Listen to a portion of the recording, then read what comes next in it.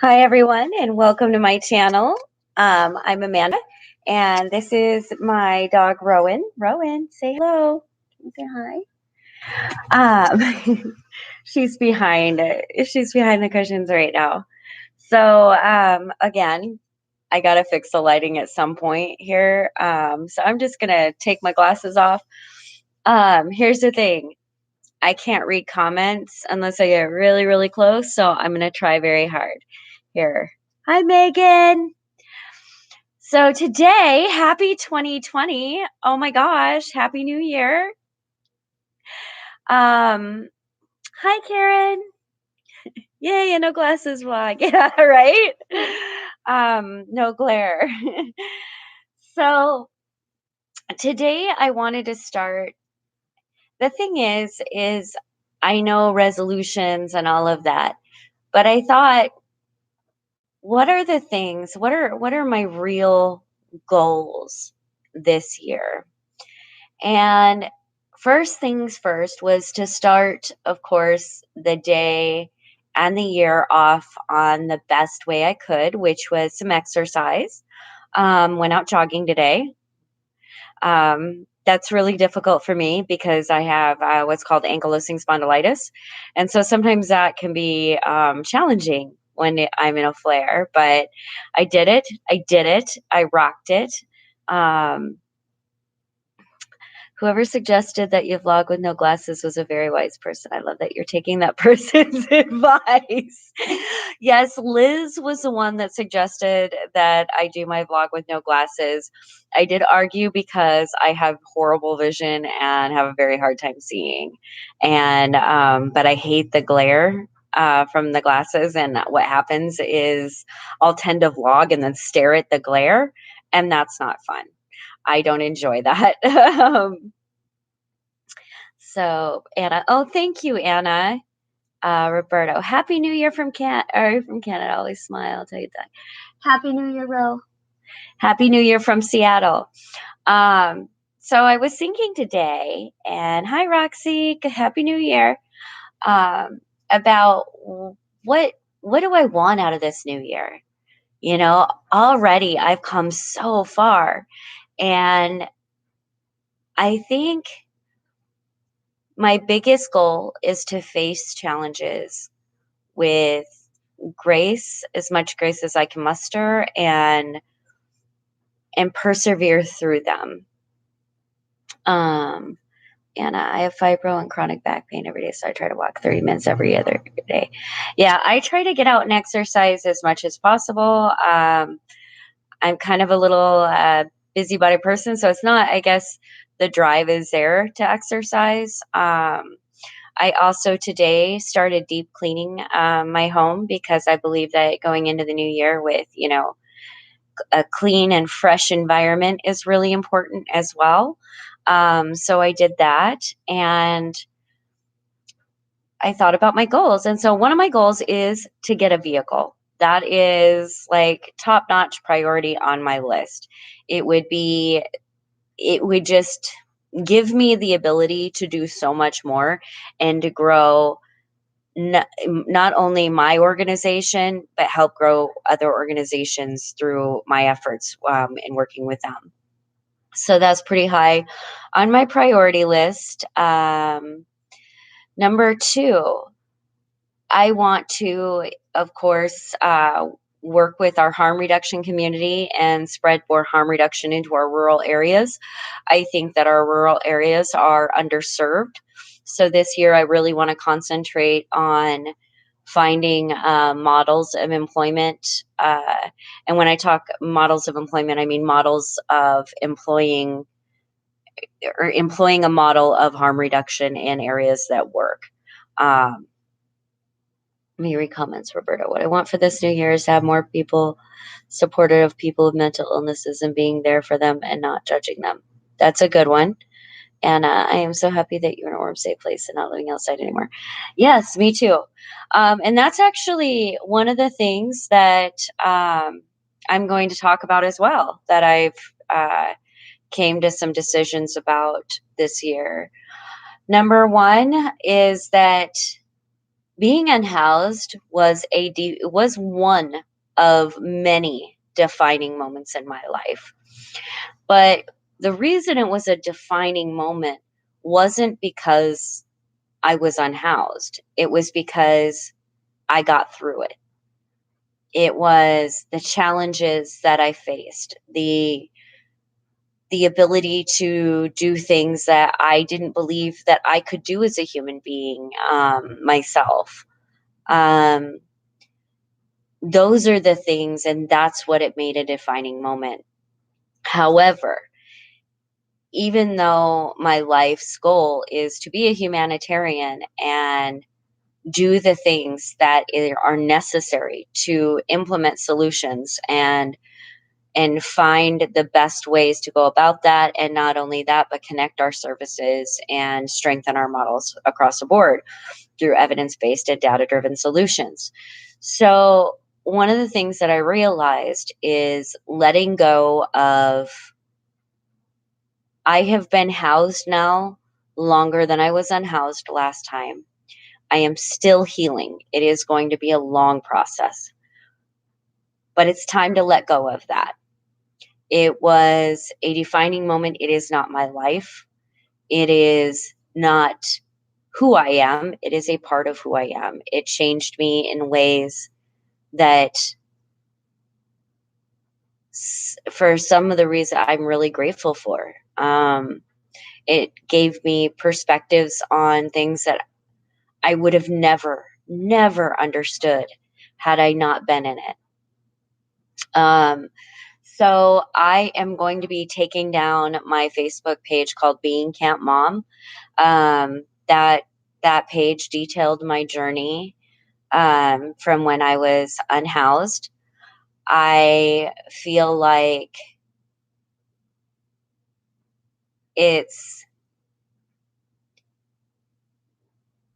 I have so much more going on right now, and that is not that is not where I want to be anymore. It's not where I want to be.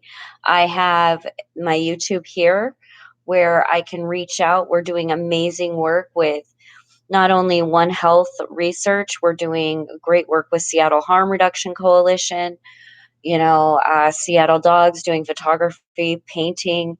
There's so much going on. The city, I've got some good contracts coming up. That right there is something that I'm going to let go of. Of course, that also means that I will be bolstering Being, my company, and that's BEING, and really starting to maintain a social media presence with that. I'm very excited because one of my goals this year as well is to turn Being into a nonprofit organization. Um, get the foundation even more, strengthened and that, and be able to help even more people. I am just excited about the opportunities that are coming along. So yeah, growing Being is, but letting go is some of my goals too. Letting go of things that no longer serve me. Um, being, maintaining a vlog that was a part of a lifelong ago, I feel. Even 2 years, it's like a lifelong ago. Um, I've just learned so much. It's amazing. Let's see. I have been horrible living outside, especially with chronic pain. Yes, it's an absolutely horrid situation. It is. Um, and there's so many things that, you know, it's seemingly sometimes impossible, but it is figure outable. And there are people who are desperately, including myself, working on each and every solution that we can implement, um, doing the research, doing the studying, doing what it takes to get out into the community and connect resources. And there's just so much. And, I have a hard time uh, speaking on all of it because it is such a large effort. But that's where, the all of the NGOs come in and doing their part, and everybody getting together and knowing what everybody's doing. And that's why, like, or earlier last year, um, I really, I really started pushing that app Strapped, or the shelter app, because it's doing what we need, and it's a good way to connect services. Any way we can connect services and make them stronger, like, that's key. But we also have to get service providers educated. We need to get them on board, because not everybody knows every single thing. And so that's why it's really important to to educate not only ourselves but others, do the work. And that work, that's why I said one of my goals is a vehicle. That work means going to the meetings. That work means getting into the community. That work means going and doing the things that need to be done.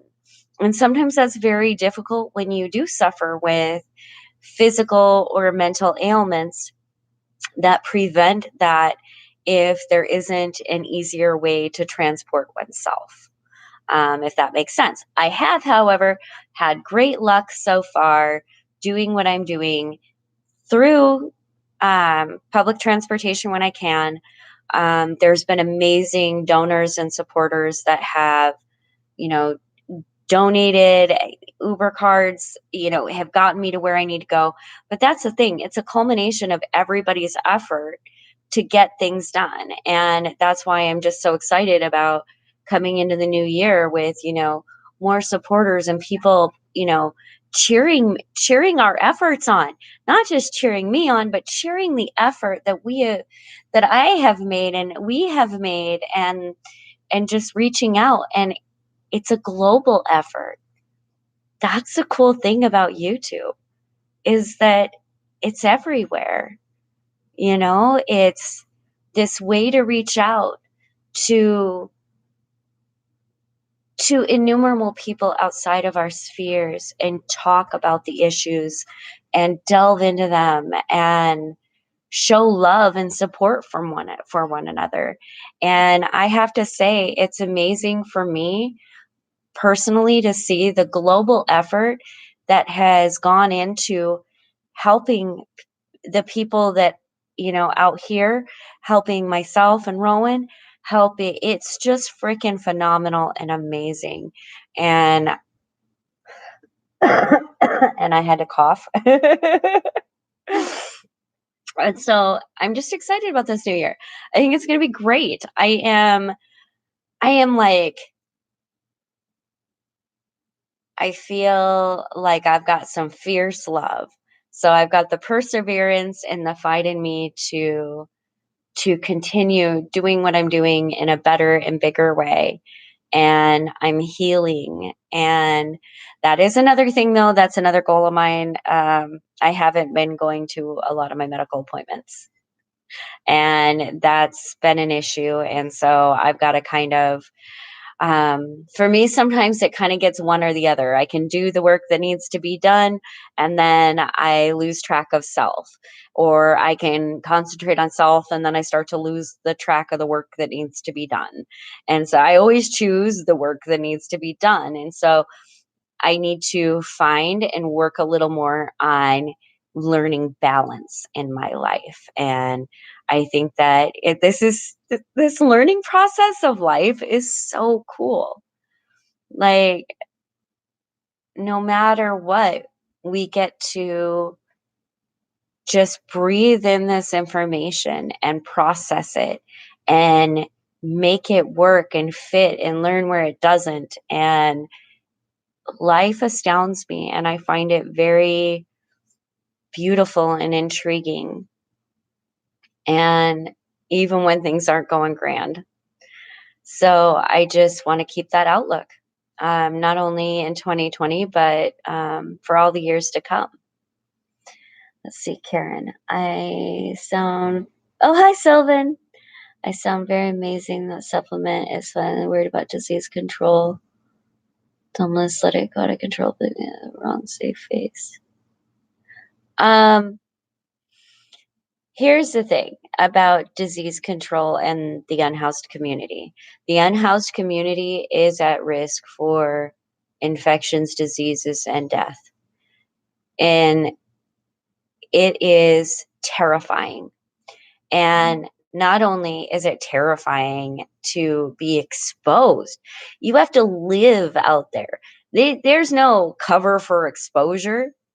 You just either have to get with it or figure it out or die, and hopefully the hospital, gets it figured out for you, whatever. But, there is significant diseases, infections, and all sorts of really terrifying stuff that goes on and is, that those without proper shelter are exposed to. And that includes shelters. Um, what can one do to help? Hi, Rotary. What can one do to help a person who suffers with suicidal thoughts? I know someone who has been in a mental hospital twice, but the struggle is real. Do you feel that mental hospitals help? This is actually Rotary. This is a great question. I have been hospitalized. My son was hospitalized. Um, just a little input for you. My little brother committed suicide when he was 18. My stepson committed suicide when he was 15. Cousin committed suicide at 22. And another cousin committed suicide in his early 30s. Hi, Chona. Suicidal, I have many, many friends, and especially in the brain injury community. It is anybody with any kind of like frontal lobe injuries, things like that, can suffer with suicidal ideation. Suicidal thoughts, it depends on number one, is there a plan? And sometimes suicidal thoughts, if it turns into impulses, can get really out of hand really quick. I think what we need to remember when it comes to this is that if you are not a healthcare provider, you should not be treating mental illness. Mental illness requires a special type of treatment. And so if somebody that you love is having suicidal thoughts or acting in a way that leads you to believe that there might be an issue, first talk to them, ask them. And if that's the case, then reach out, try to get them some help. There are suicide hotlines, things like that. But I have to say, if you believe at that moment that they are at risk of taking their life, call 911. Explain to them that this is not a criminal situation. And I've had to do this. This is me talking from personal experience, okay? I have a friend who suffers greatly with this, and the the issue I had was that the impulse was to cut for them. And I refuse to hide my knives inside my home and things like that. And because what I said is, I can't be responsible. If somebody wants to end their life, those impulses are not something that I can control. That is not something that kind of those kind of things are not something that being a friend is going to help. This is something that needs professional treatment. Do I think mental hospitals help? That's really a hard question, because the thing is, every single one is different. Each state regulates mental health treatment differently. Would I say that the treatment that I have gotten through outpatient at Harborview has been amazing? Absolutely. When I was in Louisiana and I had a psychotic break, the treatment I got there was horrible. It was absolutely awful. The treatment in Louisiana for brain injuries and everything else, or trying to get any kind of help if you are medically vulnerable, is insane and extremely hard. It I was literally dying down there due to lack of the kinds of treatments that I needed. Um, So I think that that's a very personal thing. I know that there were hospitals that my son was in. A couple were really awful, and there was one that was all right. Um, it all depends, and I think that that's where educating ourselves comes in, because we have to educate ourselves as to a what's a correct treatment, what is the model of treatment that is the standard best practice used today. And I think we can do that with physical ailments, and I think we can do that with mental ailments as well. Each field has top experts. And those top experts are the ones that, filter this information and look at it. And we should look at their best practices. And if their best practice is, you know, that cognitive behavioral therapy and biofeedback and these things work, then that's what we need to go with. And if we have, a therapist that's like, well, let's have them color on some sheets of paper for 3 days. That's you need to educate them about what you believe the standard of care should be. And if they are not meeting those goals, call the legal department. Every one of them has some sort of legal department or a a legal representation somewhere that you can call to say, this is the standard of care and you are not meeting it. Call your insurance company. Tell them the standard of care is not being met. But nothing happens if we don't say anything. And that's, I think sometimes that we can get overwhelmed. I know I did. Just so overwhelmed and not know, where to turn to, or you get like a doctor that seems really confident on something that's been outdated since the 60s, It's- who knows? So just try to educate, stand up for yourself, take responsibility for your health and your care. Um, treat your medical professional with kindness as well. They're a team in your care, but you are the maestro. I think that's the one that leads, right? Hi Charlie, thank you.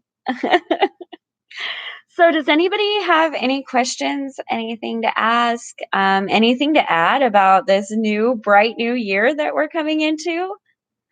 Oh, today, I was walking with Rowan too, and there was already tulips pushing up through the grass and the leaves, and I was like, "Yes! What first day of the year in new growth? Love it." Oh, thank you very much. I am actually really digging this new hair color. I do like it.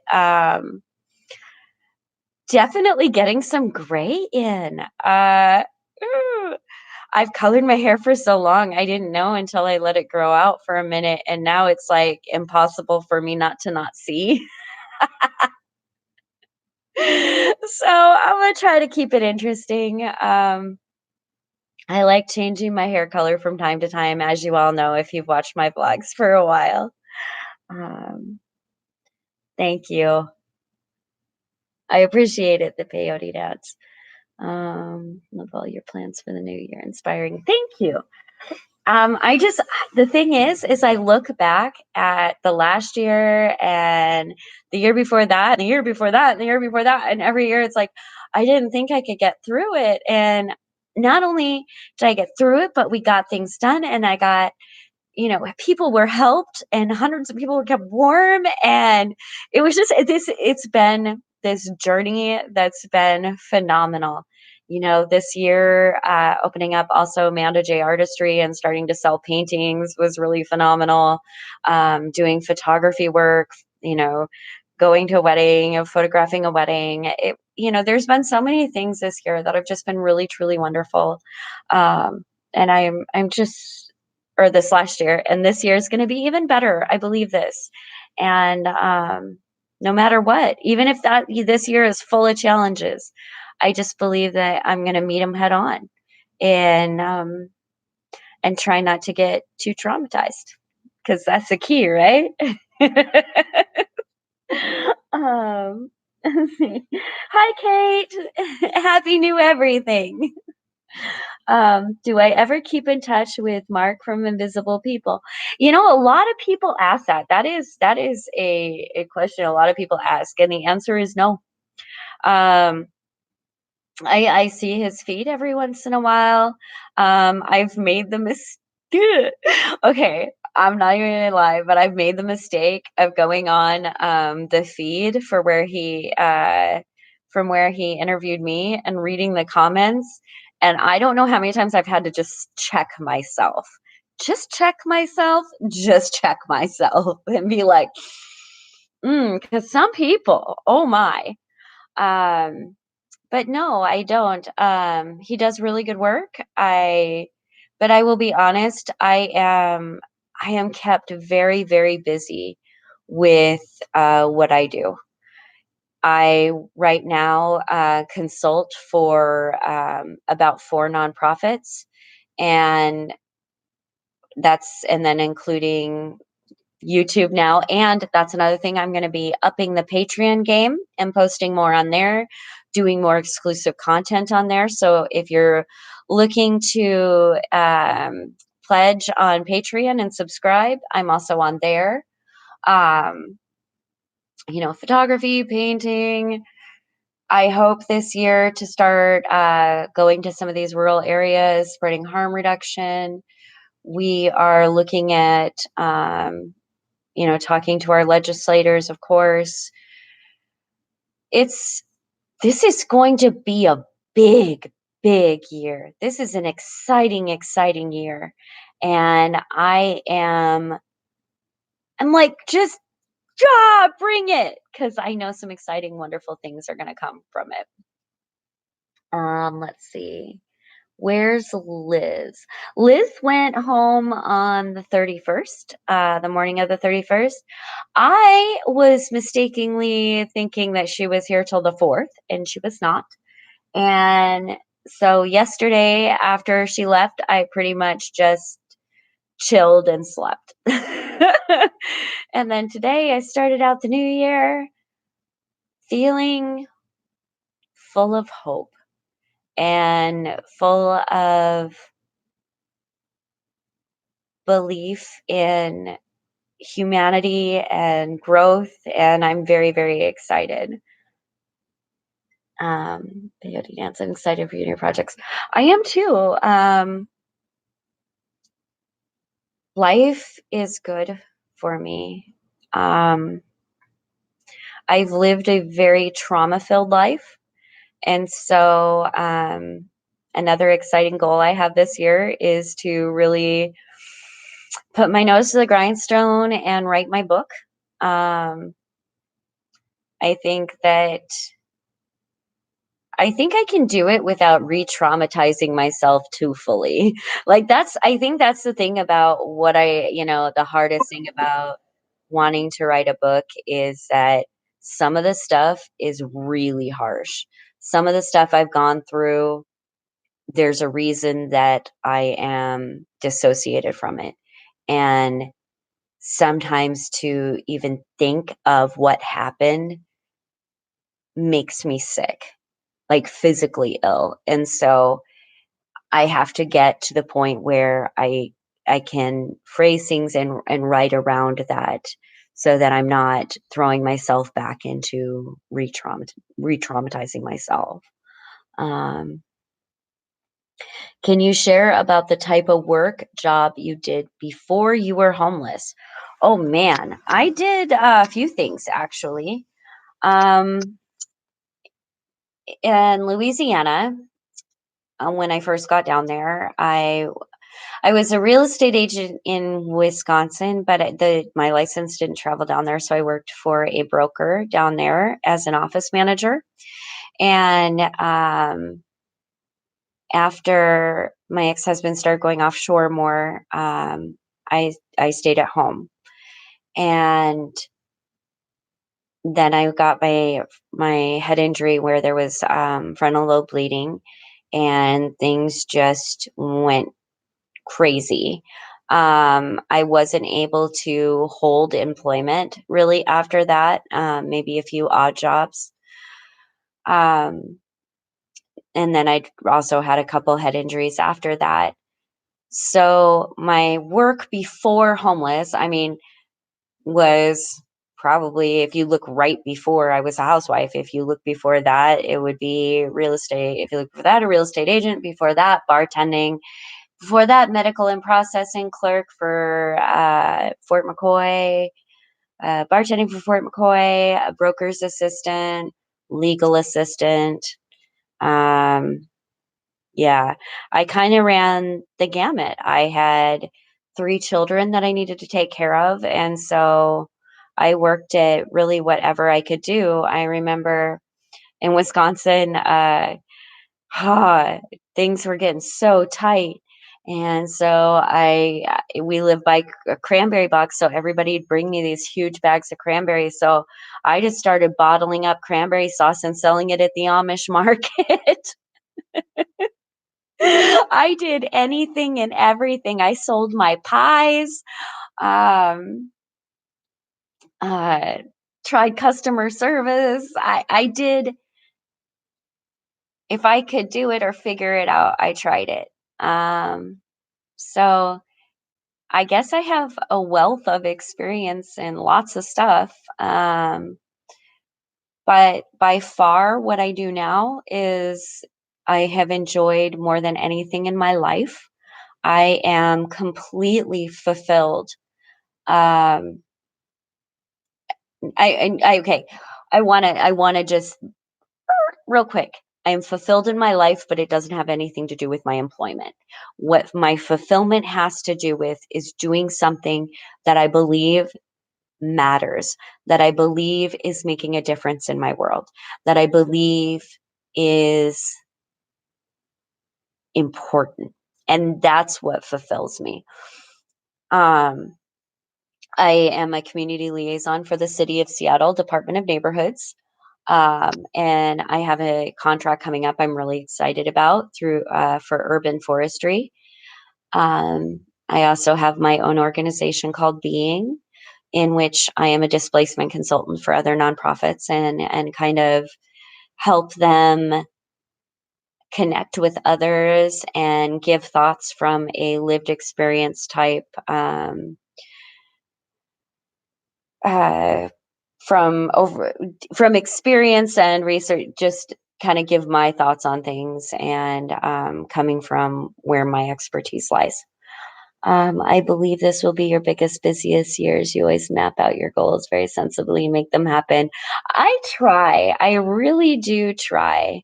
Um, the thing is I will set them, and then it's not like I think about them all the time. It's just like I set my goals, and then I try to flow with that, because I know that no matter what plans I set, none, no matter, it doesn't matter what plan I set, the universe can unravel that and crush it and throw it away like a pop can, you know? So there's got to be this level of here's my goals. But as challenges come, if I don't meet that and things got to change, that's chill too. Sometimes we have things happen that we didn't see coming.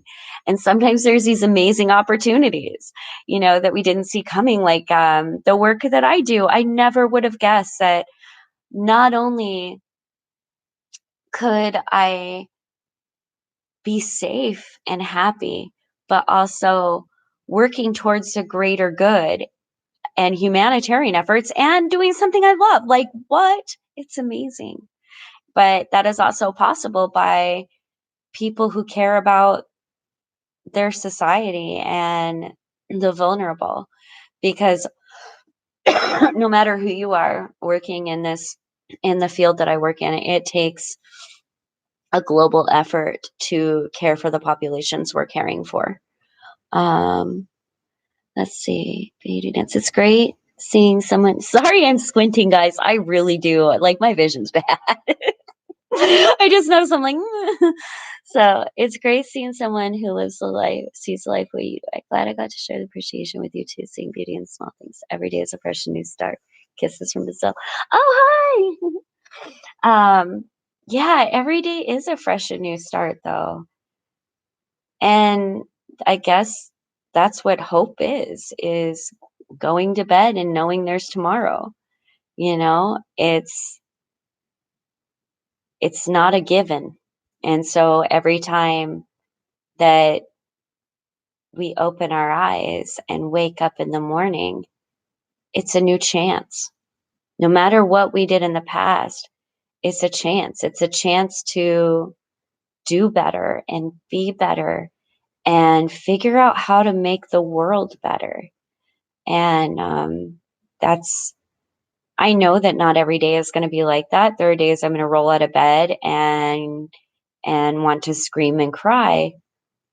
But I also want that knowledge in the back of my head that even if it's a screamy cry day, in the end, it's a new day and it's a day for a fresh start.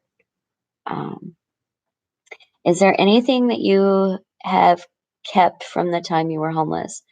Anything such as a piece of furniture, anything that means something to you? Several things. Several things I have kept. There is a card and a necklace that I kept from, sorry, from my kids, my street kids, my first Christmas. They gave me a card telling me how much I meant to them, and they all signed it. And that means, mm, it gets me. And yes, I have that tucked away with all my important papers and things that mean the world to me. Um, there's a couple of rocks that I kept that I was given, like little pebbles that are colorful. There is a little owl charm that I was given. Um, a pipe, a marijuana pipe.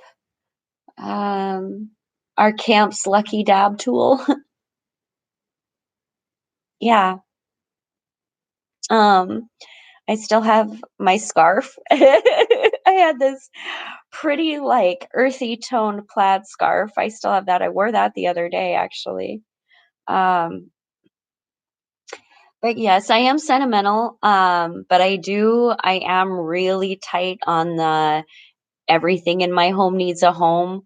So I tend to not, if things don't have a place, then I will find them a better home. But as far as sentimental things go, cards, letters, things like that, I keep them. Um, I have letters that I've kept from viewers, cards. Yeah, I'm kind of a sentimental person. Um, it changed a little bit when I lost everything. Um, I had pictures and my grandmother's jewelry box and everything else, and that you get over a lifetime. Your children's pictures, the ultrasound pictures, the drawings from your children, and after that was all gone, I had to grieve the loss of that, and so now, even though I do keep things, I keep a small amount of things to make sure that if anything ever happens, I can throw it in my bag and I still have it, if that makes sense. That as long as they're little things, I can keep them in my heart and move around with them. So yeah, I do. Any other questions? Nope. Okay. So I'm gonna head off of here. I wanted to share with you guys my Happy New Year day. And I wish you all the best. And I will be back on, you know, um, definitely by the end of the week to share with you some of the work that's being done. Um, how do I sleep drinking so much coffee?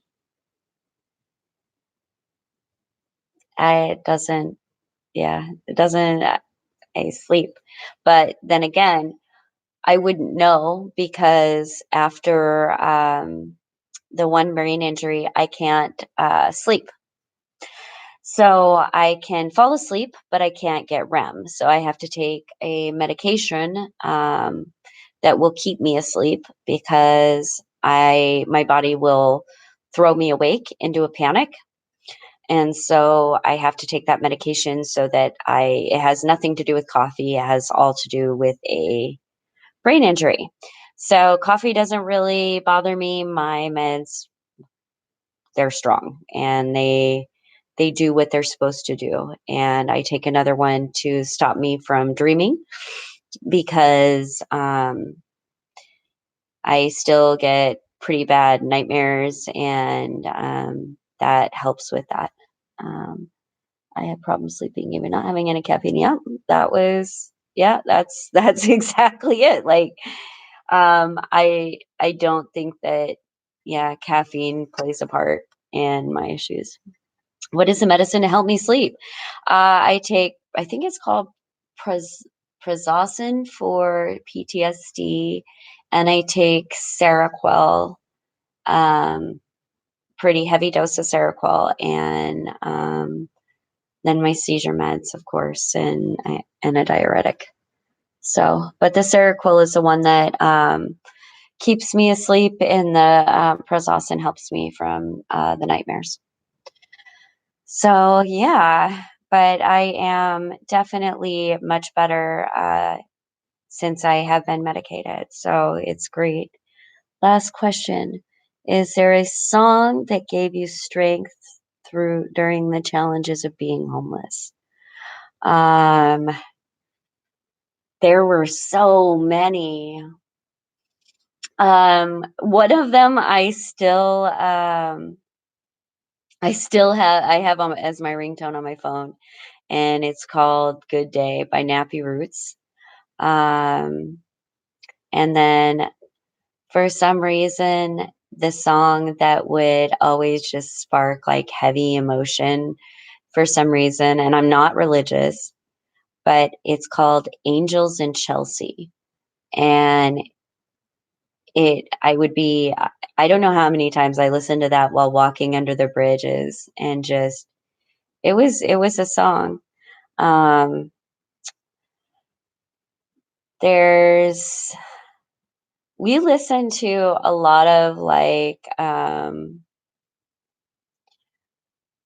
alternative, I guess, like, I listen to all sorts of music, but we would sing at camp. One of our favorites to sing, I remember, was Heathens by 21 Pilots. Yeah, there were tons of songs, music, and that actually, that's now that you asked that, I just like it popped into my head. Um, I put on my headphones today, and because when I go jogging or walking, I like having my ears covered. I like having headphones. And I was thinking to myself how grateful I was that I have the ability to do that now. Like, phone service is such a big deal. You know, we had like one person that would play it out of a speaker, and we'd all walk behind them. That was Matt. Matt got to hold the speakers, so he would play music, and we'd just all like mob behind him. But it's so nice to have the music so that I feel okay. It stops the white noise, it stops some of the panic. And I am so grateful for that. Um, it's a big, big deal. So, music was a big deal out there. I still smile when I'm walking downtown and I see somebody with a speaker playing music. I know some people are like, "Oh, that's obnoxious," and I'm just like, "I remember that. Thank you. Even if I don't like the song you're playing, just thank you for being you." Trying to bring some music into the world. So, Circle is heavy. Yeah, it is. I take 200 milligrams at night. And that seems to be like the magic dose for me to be able to get a good night's sleep. Um, I'm glad you can sleep. I'm going to try CBD oil for my chronic pains and sleep problems. Um, yeah, CBD is great. I take CBD. I use marijuana regularly. Um, THC and CBD, there's no difference to me. It helps me. It's my medication, and I am a strong supporter of marijuana legalization. Um, I am a strong supporter of decriminalizing everything across the board because I think that um, addiction and substance abuse, not substance use, substance abuse is a huge problem, but it's a medical issue. It's not a criminal issue. And we can't keep throwing civil problems and societal problems over into our criminal justice system. It's just ridiculous. So, you live in a state where it's illegal. Yeah, that's hard. That's hard. I remember, and when I lived in Louisiana, it was completely acceptable to go and get completely wasted on alcohol. But if you smoked a joint, you were a junkie. It's like, wait a second. Even on on a cellular microbiology level, this does not make any sense. So I caught a hot problem for a minute, and now not a hot problem. So I'm good. And I feel good. And it's helped make the pain bearable. I can overcome it. Even if it still hurts, even if I'm still going through it, at least I can make it through. And that says a lot, especially in chronic pain issues and psychiatric issues, to be able to make it through and make it through with hope and the power to for another day and the strength, those it's important to find what works for you. And I know for myself, I also have to take I used to have infusions, but now I take injections of a medication called Cosentix. um, it does seem like Humira probably worked a little better, but the Cosentix is keeping everything in pretty good control, so I'm happy with it. um, so yeah, on and on about medical stuff. Are there any other questions? No? Okay. Well, I wish you guys the best New Year. Thank you so very much.